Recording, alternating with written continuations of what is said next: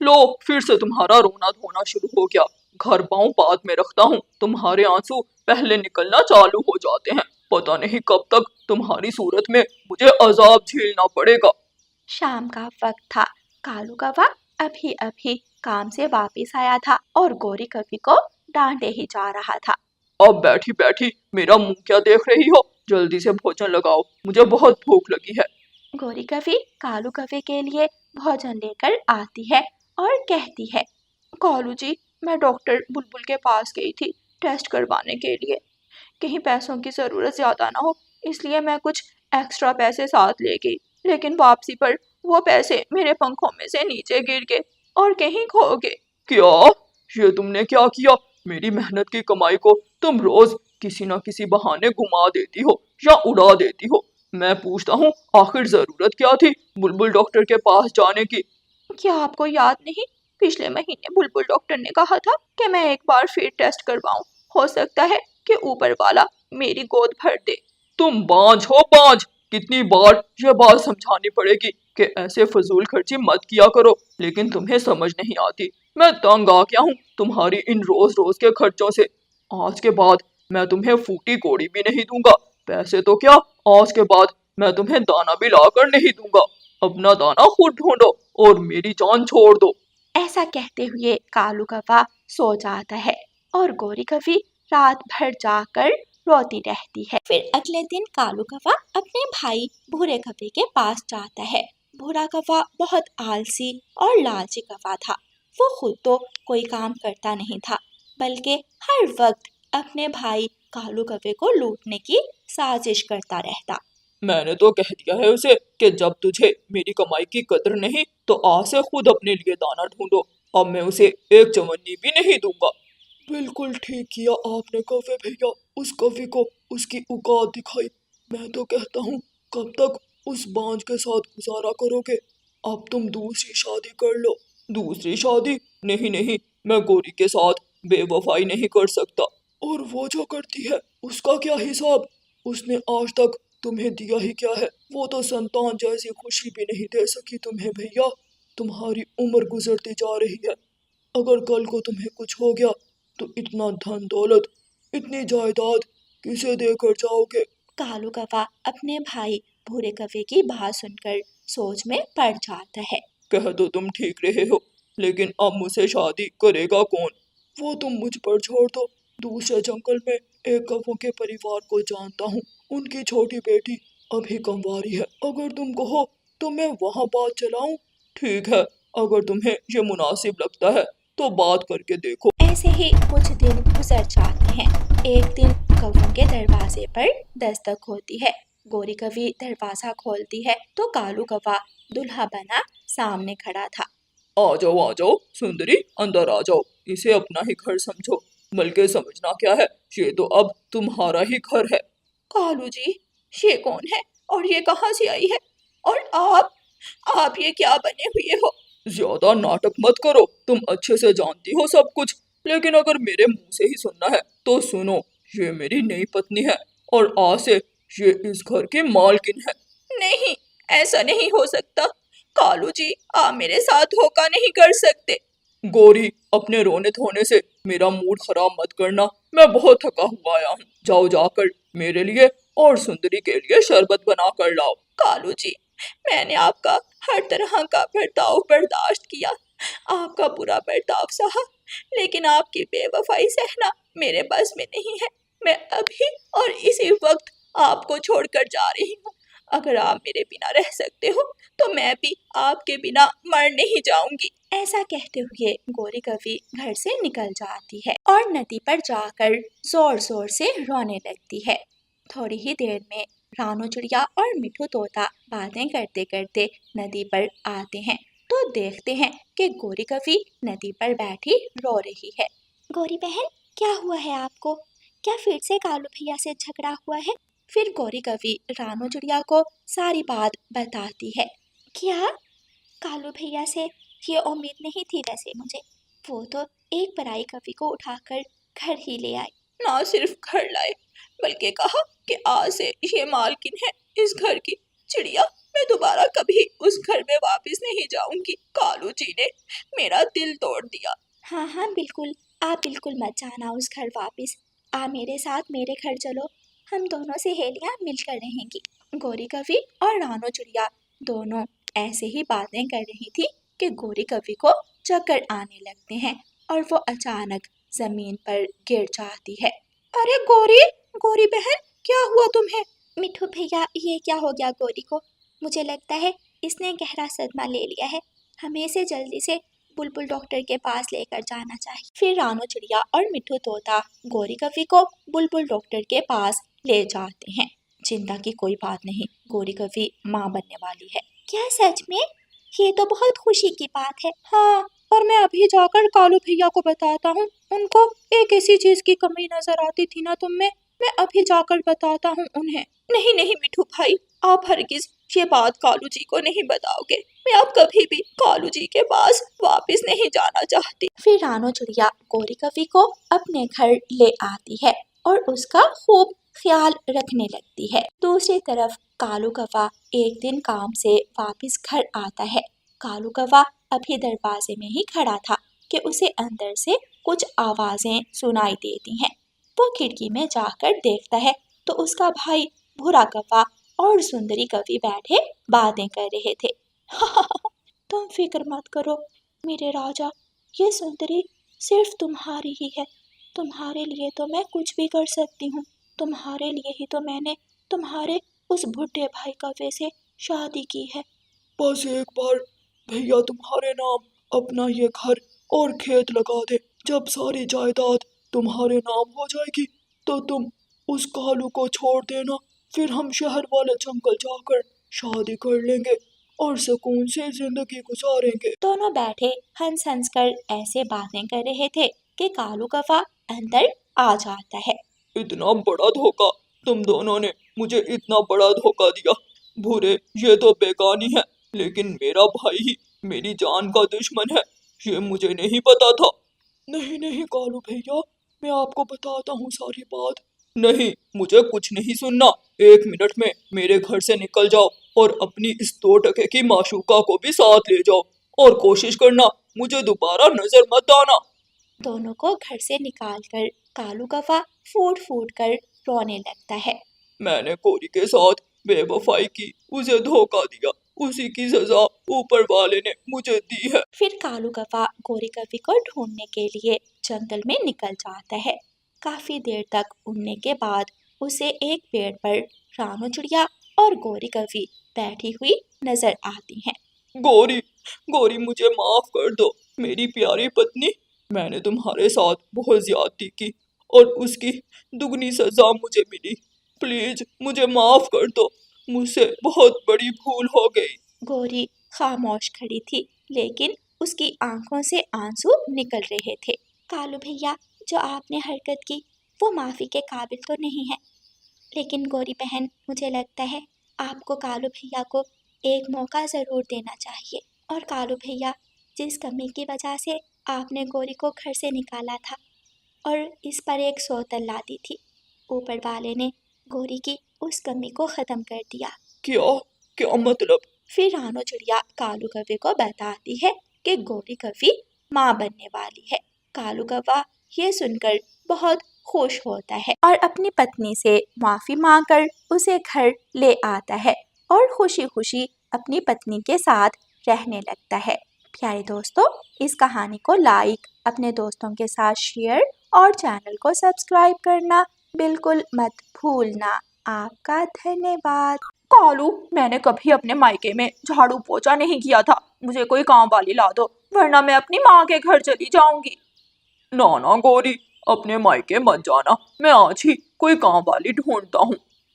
ठीक है, मैं तुम्हें शाम तक का समय देती हूँ। अगर शाम तक तुम कोई काम वाली ढूंढ कर ना लाए तो मैं आज ही अपने मायके चली जाऊंगी। कालू कौवा काम वाली ढूंढने घर से निकलता है। बच्चों, आज तो रसोई में सारा राशन खत्म हो गया है। मैं अपने पड़ोसी कालू कौवे से कुछ पैसे उधार मांग कर लाती हूँ और बाजार से राशन लाती हूँ। मम्मा, बहुत भूख लगी है, आप जल्दी वापिस आना, मैं आपका इंतजार करूंगी। मम्मा, मेरे लिए मिठाई भी लेकर आना। मम्मा, बहुत दिन हो गए मैंने मिठाई नहीं खाई। मेरा मिठाई खाने को बहुत दिल कर रहा है। ठीक है मेरे बच्चों, मैं आपको आज पेट भर खाना खिलाऊंगी। मैं थोड़ी देर बाद वापस आती हूँ। रानू चिड़िया अपने पड़ोसी कालू कौवे से उधार पैसे लेने जाती है। कालू कौवा रानू चिड़िया को रास्ते में ही मिल जाता है। कौवे भैया, आप कहाँ जा रहे हैं? मैं तो आपके घर जा रही थी। हाँ चिड़िया, बताओ क्या बात है, तुम्हें मुझसे क्या काम पड़ गया? कौवे भैया, घर में राशन खत्म हो गया है, मुझे कुछ पैसे उधार दे दे। मैंने बच्चों के लिए राशन खरीदना है, मैं बाद में आपका उधार चुका दूंगी। मुझे काम वाली की जरूरत है और चिड़िया को पैसों की जरूरत है। क्यों ना मैं चिड़िया से ही बात करूं। कौवे भैया, मैंने आपसे कुछ उधार क्या मांग लिया, आप तो सोचो में ही डूब गए।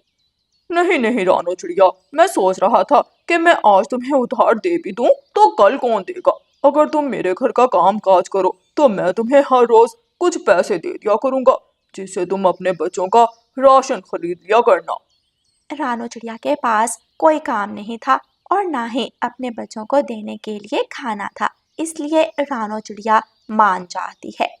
ठीक है कौवे भैया, मैं आपके घर का काम कर दिया करूँगी और आप मुझे मेरे बच्चों का खाना खरीदने के लिए पैसे दे दिया करना। फिर कालू कौवा रानू चिड़िया को साथ लेकर घर वापस आ जाता है। कालू, तुम तो काम वाली ढूंढने गए थे और रानो चिड़िया को साथ लेकर आ गए। हाँ गौरी बहन, आज से आपके घर का काम मैं ही किया करूँगी। मुझे काम की ज़रूरत है, मैं अपने बच्चों को भूखा नहीं देख सकती। ठीक है, उठाओ झाड़ू और घर की सफाई करो। सफाई करने के बाद रसोई में दूध पड़ा है, दूध को उबाल दे देना। गौरी कभी टीवी चलाकर टीवी देखने लगती है।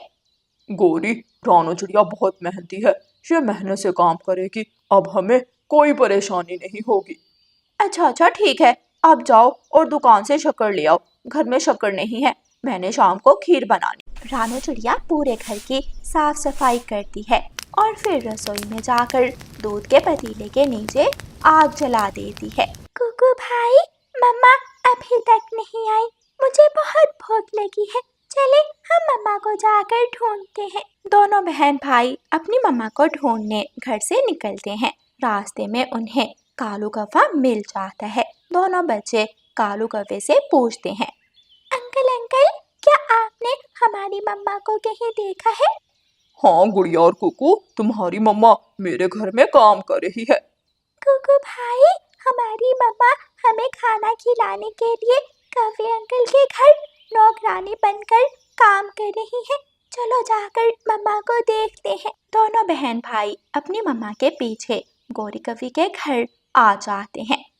निकलो यहाँ से, तुम कौन हो? चलो भाग जाओ, सारा कारपेट गंदा कर दिया, कितने गंदे पाँव हैं तुम्हारे। आंटी, क्या हमारी मम्मा आपके घर में है?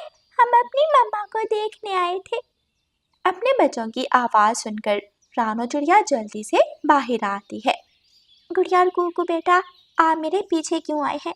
मैंने कहा था ना कि आप घर में ही रहना, मैं आपके लिए खाना लेकर आ जाऊंगी।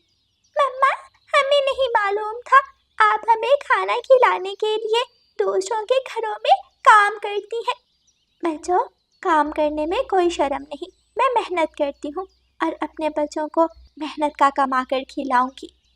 रानू चिड़िया अपने बच्चों से बात कर रही थी कि रसोई में दूध को उबाल आ जाता है और दूध पतीले से बाहर निकलने लगता है।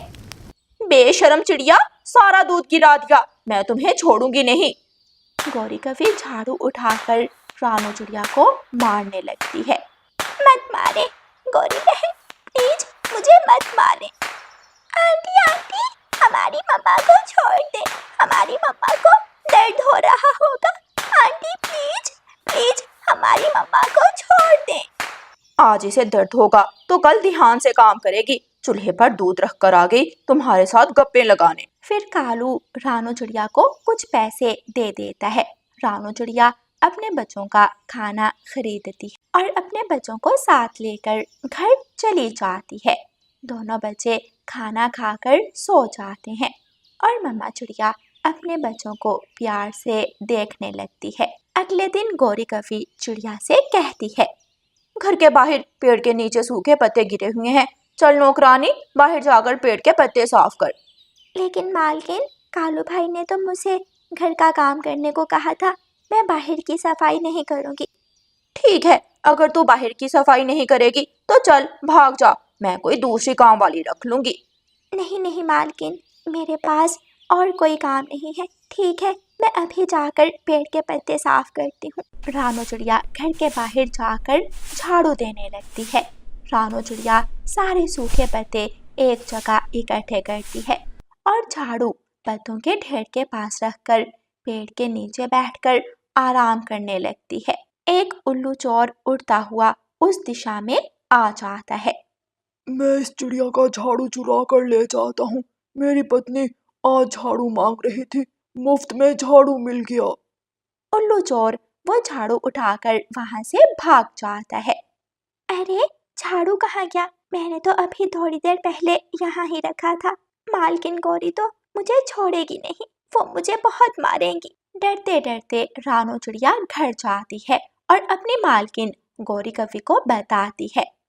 मालकिन, मैंने पेड़ के पत्ते साफ करने के बाद झाड़ू ढेर के पास रखा था और मैं थोड़ी देर आराम करने के लिए पेड़ के नीचे बैठ गई। कोई चोर झाड़ू उठाकर भाग गया है। मुझे पहले ही मालूम था तुम आज भी कोई ना कोई नुकसान जरूर करोगी। आज तो मैं तुम्हारी ऐसी पिटाई करूंगी कि सारी जिंदगी याद रखोगी। गौरी कवि रानो चिड़िया को मारने लगती है। बाहर से कौवा आ जाता है और रानो चिड़िया की जान बचाता है। इसे छोड़ दो गौरी, इसे छोड़ दो। अगर ये काम वाली भाग गई तो कोई दूसरी काम वाली इतने कम पैसों में नहीं मिलेगी।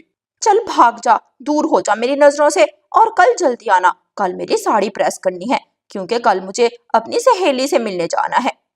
कवे भैया, मैंने आज का काम खत्म कर दिया है, अब मुझे मेरे पैसे दे दे। कालू कौवा रानो चिड़िया को उसकी दिहाड़ी दे देता है। चिड़िया, तूने मेरा झाड़ू गुम किया है, अगर कल नया झाड़ू ना लेकर आई तो मैं तुम्हें छोड़ूंगी नहीं। मालकिन, मेरे पास तो अपने बच्चों को खाना लेकर देने के लिए ही पैसे हैं, मैं झाड़ू कहाँ से लाऊंगी? अगर अपने बच्चों की इतनी चिंता है तो मेरा झाड़ू गुम नहीं करना था। रानो चिड़िया परेशान होकर वहां से चली जाती है। रानो चिड़िया कबूतर चाचा के ढाबे पर जाकर बैठी थी। चिड़िया, क्या बात है, आज अपने बच्चों के लिए खाना नहीं लोगी? कबूतर भाई, मुझसे गौरी मालकिन का झाड़ू गुम हो गया। अगर अपने बच्चों के लिए खाना ले जाऊंगी तो कल झाड़ू कहाँ से लूंगी? अगर झाड़ू ना लेकर गई तो गौरी मालकिन मुझे बहुत मारेगी। चिड़िया को अपने बच्चों की बहुत चिंता थी। बेचारी माँ क्या करती, वो उन पैसों से अपने बच्चों का खाना लेती है और घर चली जाती। मम्मा, आप इतना परेशान क्यों हैं?